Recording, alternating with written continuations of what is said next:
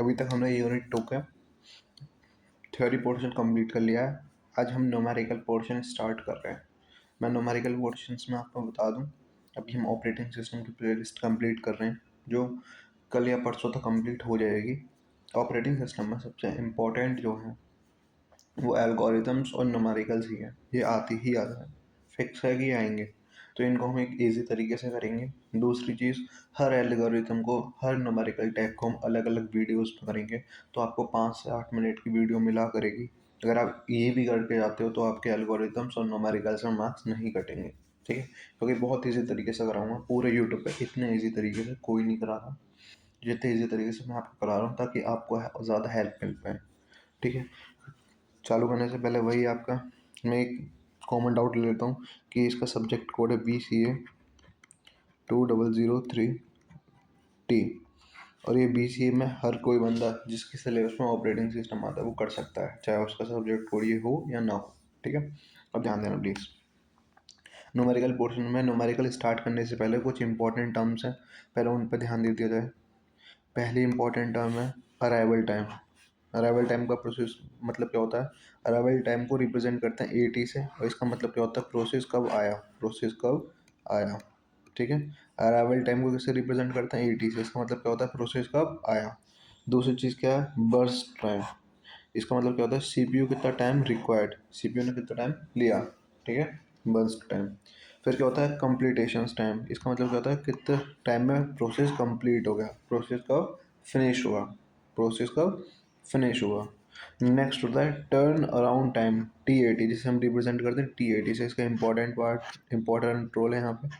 TAT, turn around time. इसका मतलब क्या होता है? CT मतलब completion time minus arrival time. ये होता है टर्न अराउंड टाइम का मतलब क्या है? कितने टाइम तक प्रोसेस चला। तो CT मतलब completion time minus arrival time. For example, एक प्रोसेस था जो 50 मिनट में कंप्लीट हो गया और वो स्टार्ट हुआ था 0 मिनट से, तो इसका टर्न अराउंड टाइम कितना है? 50। समझ में आया इस टाइप से? बात क्लियर है। नेक्स्ट है वेटिंग टाइम। वेटिंग टाइम क्या होता है? कितने टाइम तक वेट किया, तो उसका होता है टर्न अराउंड टाइम, कितना टाइम तक प्रोसेस चला, माइनस BT, बर्स्ट टाइम, ठीक है। Turn around time minus burst time, BT। तो ये दो आपको ये फॉर्मूले याद करने थे। क्या बोल रहा हूँ मैं? ये दो फॉर्मूले आपको याद करने थे। पहला कौन सा? TAT क्या होता है? CT माइनस AT, और ये याद ही करने में हर एल्गोरिथम में यूज़ होंगे। दूसरा क्या है? WT का मतलब क्या होता है? TAT minus BT, TAT minus BT। I hope यहाँ तक तो कोई दिक्कत नहीं होगी। समझ में आया आपको? यहाँ तक टर्न अराउंड टाइम समझ में आ गया, वेटिंग टाइम समझ में आ गया। अब ज़रा हम देखते हैं गैंट चार्ट क्या होता है। एक आता है आपको गैंट चार्ट, है ना। इसे क्या कहते हैं? ये टाइम लाइन रिप्रेजेंट करता है। किसको रिप्रेजेंट करता है? टाइम लाइन को। फॉर एग्जांपल, ये यहाँ पे ये बता रहा है, मैं इसको बना देता हूँ यहाँ पर, बताता हूँ क्या कहता है। P1, फिर क्या है? P2। इसने बताया कि P1 0 से स्टार्ट हुआ था, उसका अराइवल टाइम कितना? 0, और कंप्लीट कब हुआ? 5 पे। P2 5 से स्टार्ट हुआ था, कंप्लीट कब हुआ? 9 पे। P3 कहाँ से स्टार्ट हुआ था? 9 से स्टार्ट होता है, कंप्लीट कहाँ हुआ? 12 पे। तो ये क्या होता है? टाइम लाइन रिप्रेजेंट करता है। किसको रिप्रेजेंट करता है? टाइम लाइन, कि कितने टाइम में चीज़ें कंप्लीट हो पा रही हैं। समझ में आ गया? ये होता है गैंट चार्ट। हम अभी न्यूमेरिकल पोर्शन में देखेंगे कैसे बनाते हैं, आपको वहाँ पे और ज़्यादा इजीली समझ में आ जाएगा। आई होप यहाँ तक तो कोई दिक्कत नहीं होगी। अब इसका न्यूमेरिकल पे चढ़ते हैं, और न्यूमेरिकल में बता देता हूँ आपको, एक न्यूमेरिकल ही कराऊंगा। वो सिंपल होता है, ईजी होता है। आप उसको देख के समझ के बाकी के न्यूमेरिकल्स हैं नहीं, इसी टाइप का न्यूमेरिकल आएगा एग्जाम में, आप उसको इजीली कर पाओगे, ठीक है। फिर नेक्स्ट एल्गोरिथम पढ़ेंगे हम नेक्स्ट वीडियो में। आज ही मैं नेक्स्ट वीडियो और 2 से 3 एल्गोरिथम्स हैं, सब के सब आज ही कवर करेंगे हम। आज ही आपकी वीडियो डल जाएगी आपको। बस वीडियो अलग अलग इसलिए डल रही है ताकि कोई बच्चा कंफ्यूज ना हो कौन सा एल्गोरिथम हमने अभी पढ़ा, कौन सा बाद में पढ़ा। और अगर किसी बच्चे को किसी पर्टिकुलर एल्गोरिथम में या पर्टिकुलर न्यूमेरिकल टाइप में दिक्कत है तो वो वहाँ जाकर देख ले। समझ में आया? नेक्स्ट बढ़ते हैं। अब देखो न्यूमेरिकल करने जा रहे हैं हम। पहला न्यूमेरिकल है FCFS पे। इसकी लाइन नाम से समझ में आ रहा होगा, इसका मतलब क्या है? फर्स्ट कम फर्स्ट सर्वर, मतलब जो पहले आएगा उसका काम पहले होगा, ठीक है। तो रूल भी इसको यही कहता है। इसका रूल मैंने सिंपल लैंग्वेज में आपको इजी समझाने के लिए लिखा है, जो पहले आएगा पहले चलेगा। बात क्लियर है? मतलब प्रोसेस रन करते हैं ना, चलते हैं ना, तो इसमें वही बोला गया, जो पहले आएगा वो पहले चलेगा। अब ये आपको इस टाइप से टेबल बना के दे देंगे वो, और फिर आपसे कहेंगे करो, इसको सॉल्व करो, ठीक है। तो ध्यान देना, P1 प्रोसेस 0 अराइवल टाइम है और बर्स्ट टाइम कितना है? 5। P2 अराइवल टाइम कितना? 1 और बर्स्ट टाइम कितना? 3। P3 अराइवल टाइम 2 और बर्स्ट टाइम 4, ठीक है। यहाँ तक हो गया, ये टेबल बना दिया। अब इसके बाद पहले आपने बनाया गैंट चार्ट। गैंट चार्ट को देखिए, ध्यान देना प्लीज़। ये 0 से स्टार्ट हुआ, 5 पे कंप्लीट हुआ, 0 से स्टार्ट हुआ, 5 पे कंप्लीट हुआ। अब 3 टाइम 3 का वो हुआ तो 8, 3 का देखो बस टाइम देखना, 0 से स्टार्ट हुआ, अराइवल टाइम 0 था, 5 पे कंप्लीट हुआ, 5 में कंप्लीट होने वाला प्लस 3 को 3 है तो 3 को प्लस करेंगे तो क्या आएगा 8। तो मतलब सेकंड प्रोसेस कहाँ पे 8 पे कंप्लीट हुआ। उसके बाद प्लस 4 है तो प्लस 4 करेंगे तो कितना हुआ 12। ये क्या होता था, कितना टाइम रिक्वायर्ड था, कितना टाइम उन्होंने लिया। तो आपको समझ में आया। आपने यहाँ पे टाइम लाइन बना दी। पहले क्या थी 0, क्योंकि 0 से स्टार्ट हुआ, फिर क्या आती 5, फिर क्या आती 3 को प्लस करा तो 8, और फिर क्या आती 8 में 4 को प्लस करा तो 12। ये गैंट चार्ट समझ में आ गया। अब आगे बढ़ते हैं, अब कैलकुलेशन करते हैं। कैलकुलेशन में क्या क्या पूछा है, प्रोसेस लिख दिए, P1 P2 P3 तीन ही प्रोसेस थे। उनका कंप्लीटेशन टाइम कितना है 5, 8, 12। ये कहाँ से निकाला हमने, गैंट चार्ट से निकाल लिया। अब time around time, time around time का मतलब क्या था, completion time minus arrival time, यही तो था TAT का फॉर्मूला, TAT का।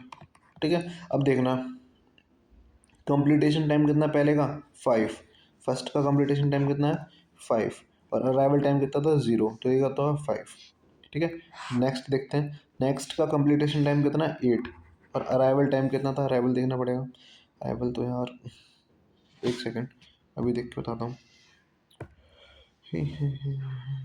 ध्यान देना, मैं अराइवल टाइम यहाँ लिख देता हूँ। अराइवल टाइम जो पहले का है, अराइवल टाइम जो पहले का है वो कितना है 0, दूसरे का 1 और तीसरे का 2। ठीक है, अब ध्यान देना प्लीज़, यहाँ पे स्टार्ट करते हैं।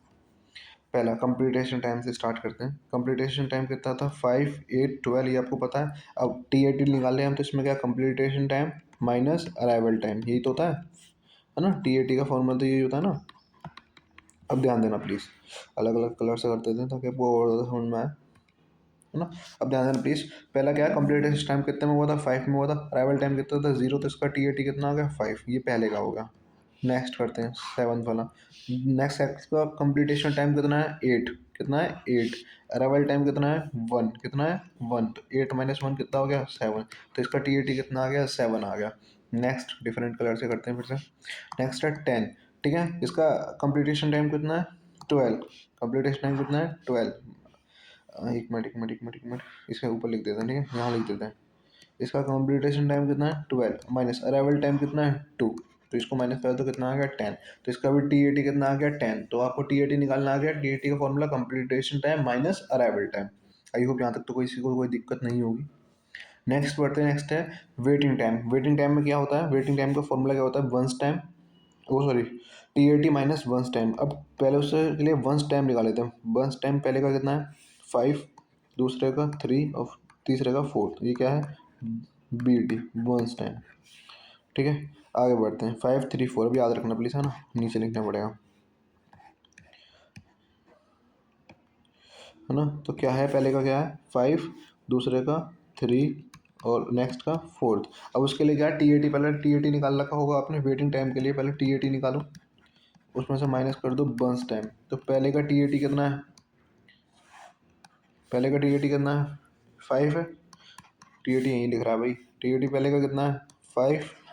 ठीक है, माइनस उसका बर्न्स टाइम कितना है, बर्न्स टाइम कितना है 5, तो 5 माइनस 5 कितना हो गया 0, मतलब यहाँ वेटिंग टाइम कितना था 0।